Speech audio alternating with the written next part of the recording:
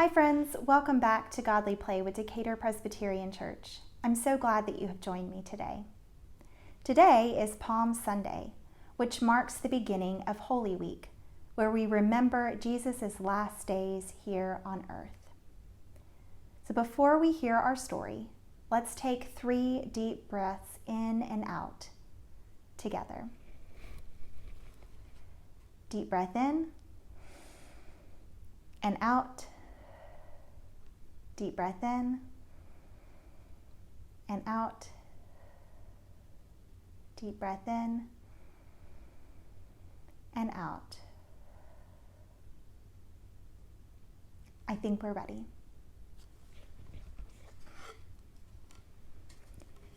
This is the baby that was born.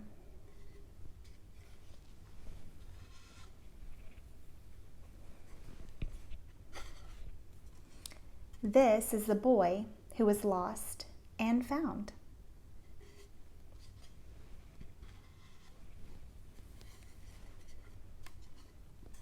This is the man who was baptized and blessed by God.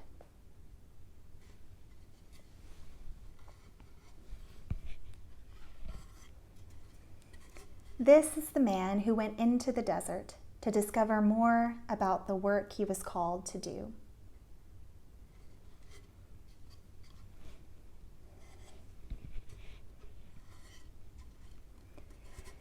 This is the man who would come close to people, so close to them that they would change forever.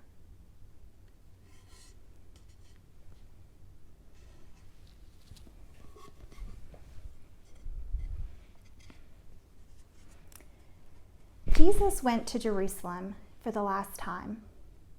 It was the time of the Passover, and the city was filled with people from all different lands. The people thought that Jesus was coming to be king, but they weren't paying attention. Jesus didn't come into the city on a great white horse. He wasn't carried by an army of soldiers. He came in riding on a donkey that wasn't even his. He borrowed it. Still, that Sunday, as Jesus entered into Jerusalem, people would wave palm branches, which was a sign of a king. On Monday, Tuesday, and Wednesday, Jesus would teach in the temple. And at night, he would return to the Mount of Olives with the 12.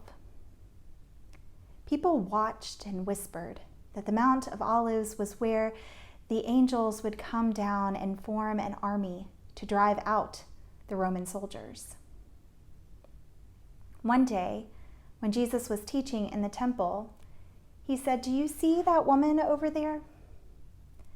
She is going to put something into the money box. Listen." Did you hear anything? No. She put in the smallest coin there is because it was all she had. Now, do you see that rich man over there?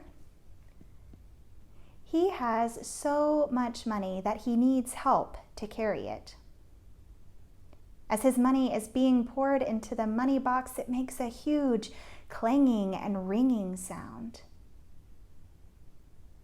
Now, I wonder who gave more, the rich man or the old woman?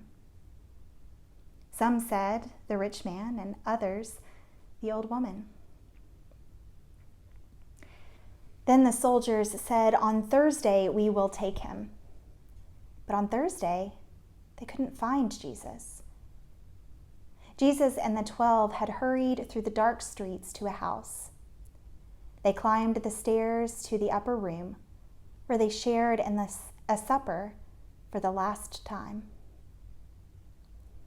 After everyone had eaten all they wanted, Jesus picked up the bread.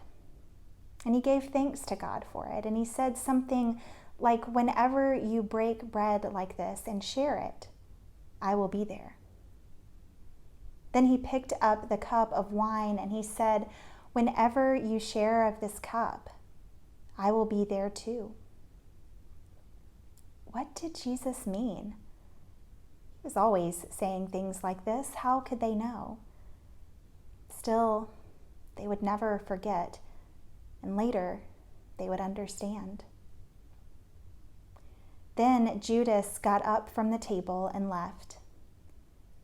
The rest sang a hymn and then went to the Garden of Gethsemane on the Mount of Olives. Jesus wanted to pray. When he finished, he joined the 12. Then Judas came out of the dark and greeted him. This was the sign to the temple guards to take him. They too came out of the shadows and took Jesus with them into the night. Then the 12 disappeared into the darkness as well.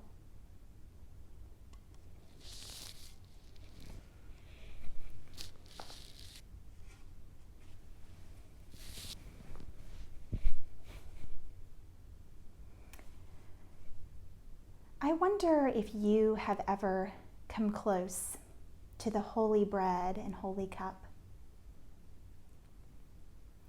I wonder what you have around your house that might remind you of this part of the story. Friends, thank you so much for joining me today.